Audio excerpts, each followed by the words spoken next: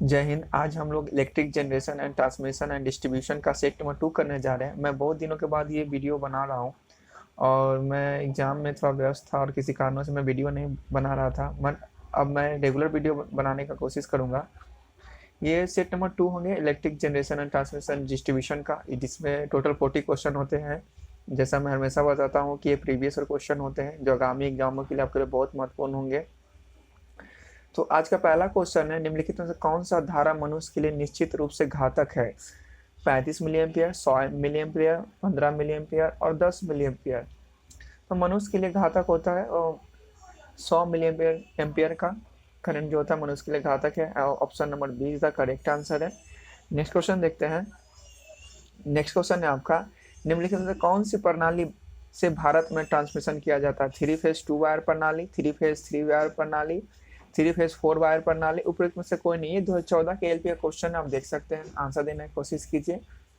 तो भारत में 3 phase 3 wire प्रणाली ट्रांसमिशन होता है। Option number B is the correct answer. Next question देखते हैं। नेक्स्ट क्वेश्चन है आपका, निम्नलिखित में सत्य है, निम्न से कौन सत्य है? आप पढ़िए, कुछ आंसर एक बार देने की कोशिश कीजिए, देखिए इसका क्या आंसर हो सकता है। ये सिर्फ 2012 का क्वेश्चन है। एसी ट्रांसमिशन डीसी ट्रांसमिशन से अधिक उत्तम है। अधिकतम पावर ट्रांसमिशन के लिए ट्रांसमिशन वोल्टेज अधिक होना उपयुक्त होता है। अधिक पावर ट्रांसमिशन के लिए ट्रांसमिशन वोल्टेज कम होना उपयुक्त है। उपरोक्त सभी सत्य है, आंसर देने की कोशिश कीजिए, देखिए इसका क्या आंसर हो सकता है। तो इनमें से सत्य क्या है, आंसर देने की कोशिश कीजिए, खुद से पढ़िए। तो इसका आंसर होगा अधिक पावर ट्रांसमिशन के लिए ट्रांसमिशन वोल्टेज अधिक होना चाहिए। Option number B is the correct answer. Next question देखते हैं। नेक्स्ट क्वेश्चन है आपका, पावर ट्रांसमिशन को वोल्टेज क्या होना चाहिए अगर मितव्ययता ध्यान में रखा जाए? उच्च होना चाहिए, निम्न होना चाहिए, मध्य होना चाहिए, शून्य होना चाहिए। यूपीपीसीएल 2016 का ये क्वेश्चन आप देख सकते हैं। तो पावर ट्रांसमिशन को वोल्टेज क्या होना चाहिए अगर मितव्ययता हो?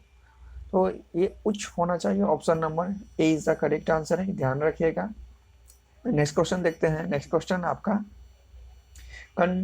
कंडक्टर का साइज क्या होगा यदि वोल्टेज का मान n गुना बढ़ता है? n गुना बढ़ जाएगा, 1/n गुना कम हो जाएगा, n स्क्वायर बढ़ जाएगा, 1/n स्क्वायर गुना कम हो जाएगा। आंसर देने की कोशिश कीजिए, देखिए इसका क्या आंसर हो सकता है। आपसे क्वेश्चन पूछा गया है, कंडक्टर का साइज क्या होगा यदि वोल्टेज n गुना बढ़ता है? तो इसका आंसर होगा option number D is the correct answer है, 1/n स्क्वायर गुना कम हो जाएगा। Option number D is the correct answer है। नेक्स्ट क्वेश्चन है आपका। नेक्स्ट क्वेश्चन है आपका। नेक्स्ट क्वेश्चन है।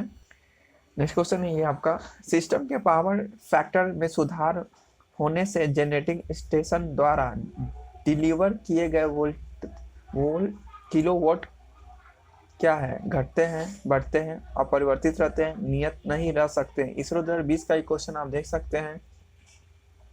जाहिर सी बात है कि सिस्टम के पावर फैक्टर में सुधार होंगे तो जनरेटिंग स्टेशन द्वारा डिलीवर किए गए किलोवाट बढ़ेंगे। Option number 20 the correct answer है।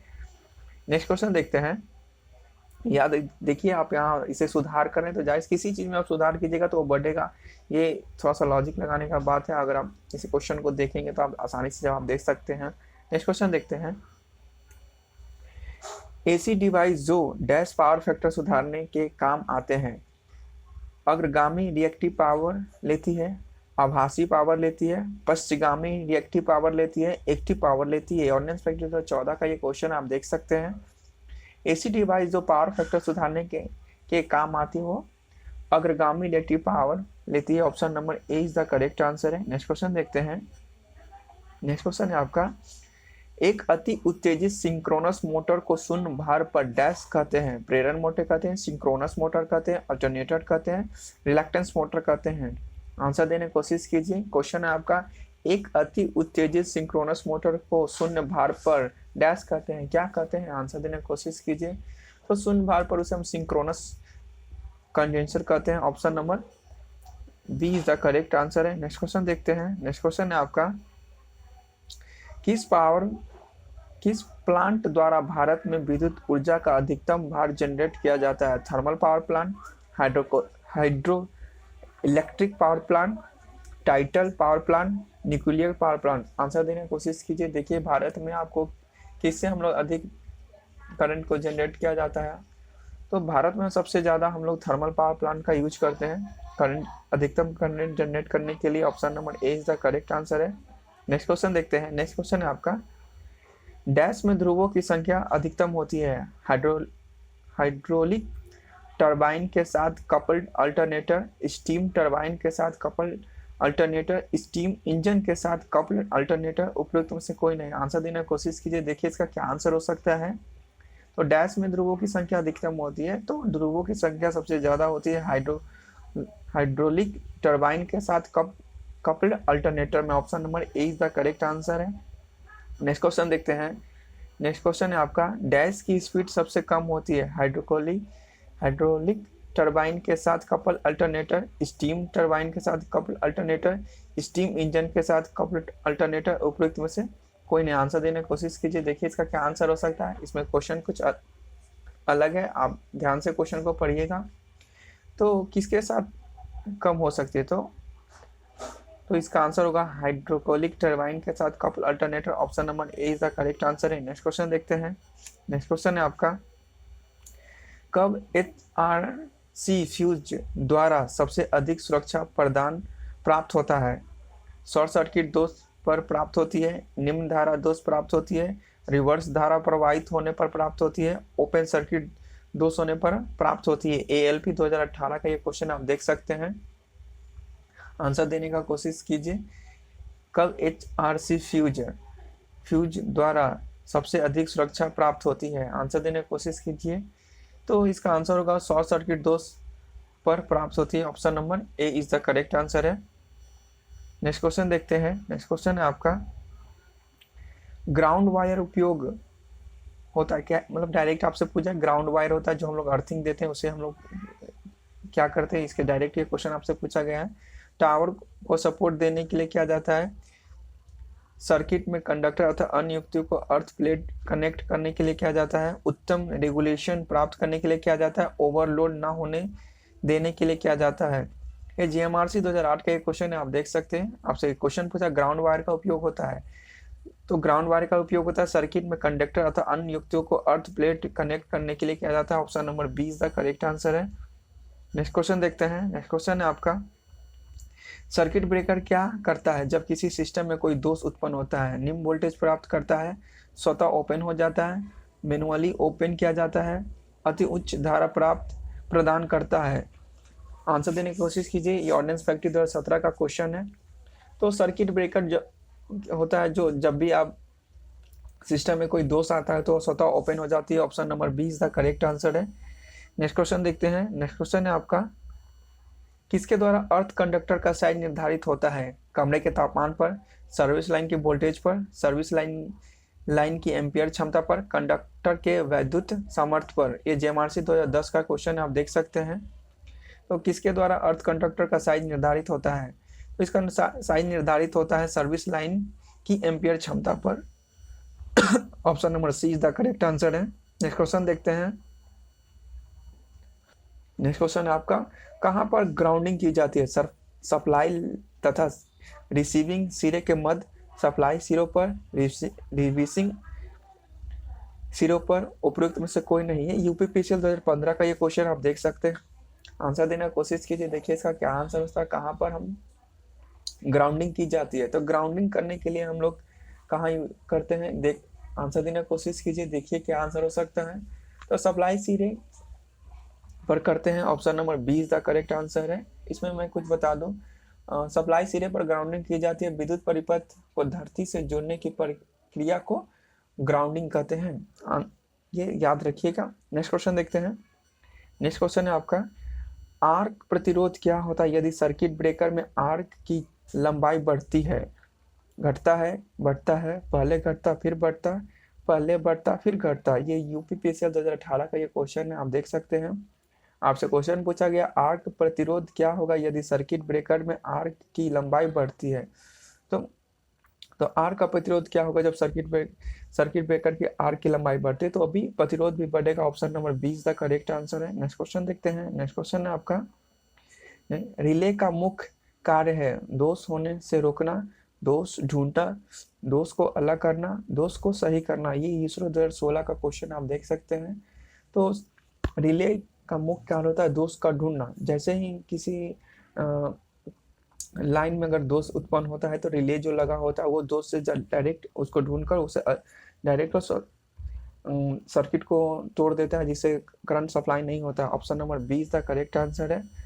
नेक्स्ट क्वेश्चन देखते हैं। नेक्स्ट क्वेश्चन है आपका सल्फर हेक्साफ्लोराइड जैसे SF6 की अपेक्षा प्रावैद्युत सामर्थ्य वायु की तुलना में कितनी गुनी होती है? 2 गुनी, 3 गुनी, 4 गुनी, 5 गुनी। आंसर देने की कोशिश कीजिए, देखिए इसका क्या आंसर हो सकता है। सल्फर हेक्साफ्लोराइड की अपेक्षा प्रावैद्युत सामर्थ्य वायु की तुलना में कितनी होती है? तो 5 गुनी होती है। Option number D is the correct answer है। नेक्स्ट क्वेश्चन देखते हैं। नेक्स्ट क्वेश्चन है आपका निम्न से किस पर इंसुलेटिंग मटेरियल की विद्युत ब्रेकडाउन सामर्थ्य निर्भर करती है? ताप, दाब तथा आर्द्रता पर, प्रावैद्युत पदार्थ में अशुद्धियों पर, अप्लाइड वोल्टेज की प्रवृत्ति पर, उपयुक्त सभी। आंसर देने की कोशिश कीजिए, देखिए इसका क्या आंसर हो सकता है। आपसे क्वेश्चन पूछा निम्न से किस पर इंसुलेटिंग मटेरियल की विद्युत ब्रेकडाउन सामर्थ्य निर्भर करती है? दाब, ताप तथा आर्द्रता पर, प्रावैद्युत पदार्थ में अशुद्धियों पर, अप्लाइड वोल्टेज की प्रवृत्ति पर। तो इंसुलेटेड मटेरियल की विद्युत ब्रेकडाउन ये सभी कारणों पर निर्भर करती है, जिसमें ताप, दाब, आर्द्रता हो पर भी निर्भर करती है, प्रावैद्युत पदार्थ की अशुद्धि पर, अप्लाइड वोल्टेज की प्रवृत्ति पर, उपयुक्त सभी। इसका आंसर है option number D is the correct answer है। नेक्स्ट क्वेश्चन देखते हैं। नेक्स्ट क्वेश्चन है आपका संचरण लाइन का प्रभावी AC प्रतिरोध DC प्रतिरोध की तुलना में अधिक होता है, समान होता है, बहुत कम होता है, कभी कम कभी बराबर। ये इसरो 2012 का क्वेश्चन है, आप देख सकते हैं। तो संचरण लाइन का प्रभावी AC प्रतिरोध जो होता है DC प्रतिरोध की तुलना में अधिक होता है। Option number A is the correct answer है। नेक्स्ट क्वेश्चन देखते हैं। नेक्स्ट क्वेश्चन है आपका प्रत्येक डिस्क जो सस्पेंशन टाइप इंसुलेटर में लगे होते हैं में वोल्टेज का वितरण समान होता है, शून्य होता है, का वितरण असमान होता है, लगभग नहीं के बराबर होता है। एक डिस्क टाइप का एक इंसुलेटर होता है जो हम लोग ओवरहेड लाइनों में यूज करते हैं। मैं बता दूं आपको, प्रत्येक डिस्क जो सस्पेंशन टाइप इंसुलेटर में लगे होते हैं में डैश वोल्टेज होते हैं। कैसे होते हैं? आंसर देने की कोशिश कीजिए, देखिए इसका क्या आंसर होता है हो सकता है। तो इसमें वोल्टेज जो होता है का वितरण समान होता है। Option number A is the correct answer है। नेक्स्ट क्वेश्चन देखते हैं। नेक्स्ट क्वेश्चन है आपका निम्न में से कौन कोरोना कहलाता है? चालकों में अत्यधिक धारा प्रवाह के कारण चालकों का गर्म होकर चमकना, ढीले कनेक्शन पर अथवा फ्रूलिंग उत्पन्न होना, चालकों के चारों ओर वायु के आयनीकरण के कारण ओजोन गैसों की परत बनना, उपयुक्त सभी। आंसर देने की कोशिश की, देखिए इसका क्या आंसर हो सकता है। तो निम्न से कौन कोरोना का कहलाता है? कौन कोरोना कहलाता है? ये 4 ऑप्शन है, आंसर देने की कोशिश कीजिए, खुद से पढ़िए, आंसर देने की कोशिश कीजिए। तो इसका आंसर होगा option number D is the correct answer है। चालकों में अत्यधिक धारा प्रवाह के कारण चालकों का गर्म होकर चमकना। आपने कभी देखा होगा जब ओवरहेड लाइनों में कभी भी अधिक गर्म हो जाता है तो वहाँ एक नीले रंग का ये प्रकाश टाइप का उत्पन्न होता है, वो आपने कभी देखा होगा। ढीले कनेक्शन पर अस्फुटित लिंक उत्पन्न होता है, चालकों के चारों और वायु में आयनीकरण के कारण ओजोन गैसों की परत बनना, ये सभी कोरोना कहलाता है। Option number D is the correct answer है। नेक्स्ट क्वेश्चन देखते हैं।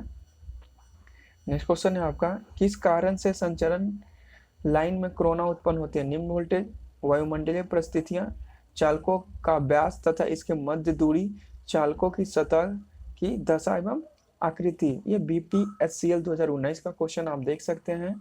क्या इसका आंसर हो सकता है? तो किस कारण से संचार लाइन में कोरोना उत्पन्न होता है? चालकों का व्यास एवं उसके इसके मध्य दूरी। Option number C is the correct answer है। नेक्स्ट क्वेश्चन देखते हैं। नेक्स्ट क्वेश्चन है आपका किस कारण से संचालन लाइन में सैग आता है? आंसर देने की कोशिश कीजिए, क्वेश्चन पढ़िए। किस कारण से संचालन लाइन में सैग आता है? इसे झोल कहते हैं। 2 खंभों के मध्य की दूरी, चालक में तनाव, चालक की प्रति यूनिट लंबाई का भार, उपयुक्त सभी। आंसर देने की कोशिश कीजिए, देखिए क्या आंसर हो सकता है। तो संचालन लाइन में झोल आता है दो खंभों के मध्य की दूरी, चालक में तनाव, चालक की प्रवृत्ति यूनिट लंबाई, भार, इन सभी कारणों से झोल आता है संचालन लाइन में। Option number D is the correct answer है। नेक्स्ट क्वेश्चन देखते हैं। नेक्स्ट क्वेश्चन है आपका, कोरोना हानि से संचालन लाइन की क्षमता पर क्या प्रभाव पड़ता है? दक्षता कम हो जाती है, धारा अपरिवर्तित हो जाती है, वोल्टता कम हो जाती है, दक्षता अधिक हो जाती है। तो कोरोना आने से संचालन लाइन की दक्षता पर क्या प्रभाव पड़ेगा? ये क्वेश्चन आपसे पूछा गया है, 2014 का एएलपी का क्वेश्चन है। आंसर देने की कोशिश कीजिए। तो किसी चीज में अगर किसी भी चीज में अगर कोई भी खराबी आए तो उसकी दक्षता में कमी आ जाएगी। Option number A is the correct answer है। नेक्स्ट क्वेश्चन देखते हैं। नेक्स्ट क्वेश्चन है आपका, त्वचिक प्रभाव, चालक पदार्थ की चुंबकशीलता बढ़ने पर कम होगा, धारा की आवृत्ति अधिक होने पर कम होगा, चालक का व्यास बढ़ने पर कम होगा, चालक पदार्थ की प्रतिरोधकता बढ़ने पर कम होगा। योर्नल स्पेक्ट्री 2014 का क्वेश्चन है, आप देख सकते हैं। इसका क्या आंसर हो सकता है? खुद से आंसर देने की कोशिश कीजिए, गलती भी होती है तो आंसर देने की कोशिश कीजिए। तो त्वचिक प्रभाव जो होता है, चालक पदार्थ की प्रतिरोधकता बढ़ने पर कम होगा। Option number D is the correct answer है। नेक्स्ट क्वेश्चन देखते हैं। नेक्स्ट क्वेश्चन है आपका, निम्न से कौन कोरोना का प्रभाव है? ऊर्जा हानि बढ़ती है, लाइन का प्रतिरोध बढ़ता है, लाइन का प्रतिघात बढ़ता है, लाइन की धारिता कम होती है। आंसर देने की कोशिश कीजिए, देखिए इसका क्या आंसर हो सकता है। तो निम्न से कौन कोरोना का प्रभाव है? तो इसमें कोरोना का प्रभाव होता है ऊर्जा हानि बढ़ती है। Option number A is the correct answer है। नेक्स्ट क्वेश्चन देखते हैं। नेक्स्ट क्वेश्चन है आपका, कोरोना के प्रभाव से क्या होता है? ओजोन गैस उत्पन्न होता है जिसे गंध द्वारा पहचाना जा सकता है, चालकों के चारों ओर नीले रंग का चमकदार आवरण उत्पन्न होता है, हिसिंग ध्वनि उत्पन्न होती है, उपयुक्त सभी। आंसर देने की कोशिश की, देखने इसका क्या आंसर हो सकता है। मैंने आप जस्ट पहले मैंने बताया कि जब भी कोरोना इफेक्ट होता है तो उसके चारों नीले रंग के चमकदार एक आवरण उत्पन्न होता है, जैसा कि यहाँ दिखाया गया है, आपको लिखा गया है। और ओजोन गैस उत्पन्न होता है, जिससे इससे पहले वाले क्वेश्चन में भी था। और हिसिंग जैसे ध्वनि मतलब भिनभिनाहट टाइप का ध्वनि एक होता है, जो आपको जब भी कोरोना ओवरहेड लाइनों में उत्पन्न होगा तो ये सभी आपको देखने को मिलेगा। Option number D is the correct answer है। नेक्स्ट क्वेश्चन है, देखते हैं। नेक्स्ट क्वेश्चन है, क्या कारण है कि संचालन लाइनों में दो खंभों के मध्य चालक कैंटेनरी के रूप में झूल जाता है? सैग, अत्यधिक वोल्टता, कोरोना, निम्न वोल्टता। आपसे क्वेश्चन पूछा है, क्या कारण है कि संचालन लाइन के दो खंभों के मध्य चालक कैंटेनरी के रूप में झूल जाता है? आंसर देने की कोशिश कीजिए, देखिए इसका क्या आंसर हो सकता है।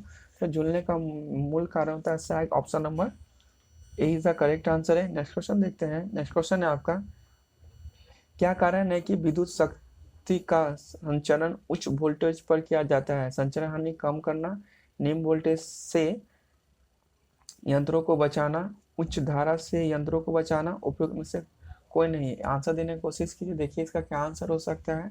तो विद्युत शक्ति का संचरण उच्च वोल्टता पर किया जाता है, संचरण हानि कम करना। Option number A is the correct answer है। नेक्स्ट क्वेश्चन देखते हैं। नेक्स्ट क्वेश्चन है आपका, निम्न में से कौन सा पदार्थ बस बार के लिए उपयुक्त है? कार्बन, कॉपर, एल्किनो, टंगस्टन। आंसर देने की कोशिश कीजिए।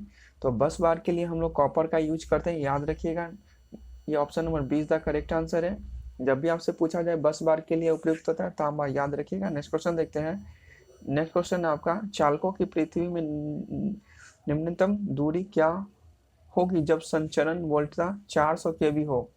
3.5 m, 8.5 metre, 4.5 metre, 12 metre. Answer देने की कोशिश कीजिए, देखिए इसका क्या आंसर हो सकता है। आंसर देने की कोशिश कीजिए, चालकों की पृथ्वी से निकट न्यूनतम दूरी क्या होगी जब संचरण वोल्टा 400 केवी हो? तो इसका आंसर होगा 8.5 metre. Option number B is the correct answer है। नेक्स्ट क्वेश्चन देखते हैं। नेक्स्ट क्वेश्चन है आपका, किस लाभ के लिए केबल पर धात्विक कवच लगाए जाते हैं? उष्मीय प्रतिरोध को कम करना, कोरोना प्रभाव को कम करना, वैद्युतीय स्थैतिक प्रतिबल से रक्षा, उपयुक्त सभी। आंसर देने की कोशिश कीजिए, देखिए इसका क्या आंसर हो सकता है। आपसे क्वेश्चन पूछा गया किस लाभ के लिए केबल पर धात्विक कवच लगाए जाते हैं? तो धात्विक कवच लगाने का ये सभी उपयुक्त सभी इसका आंसर होगा, जिसमें हम लोग उष्मीय प्रभाव को कम करते हैं, कोरोना प्रभाव को कम करते हैं, वैद्युतीय स्थैतिक प्रतिबल से रक्षा, ये उपयुक्त सभी इसका आंसर है। नेक्स्ट क्वेश्चन देखते हैं। नेक्स्ट क्वेश्चन है आपका, नेक्स्ट क्वेश्चन है किस लाभ के लिए केबलों पर कवच लगाया जाता है? नमी से सुरक्षा, सुंदरता को बढ़ाना, धारिता कम करना, चालकों को यांत्रिक शक्ति प्रदान करना। तो कवचों लगाया जाता है, किस कारण से लगाया जाता है? आंसर देने की कोशिश कीजिए।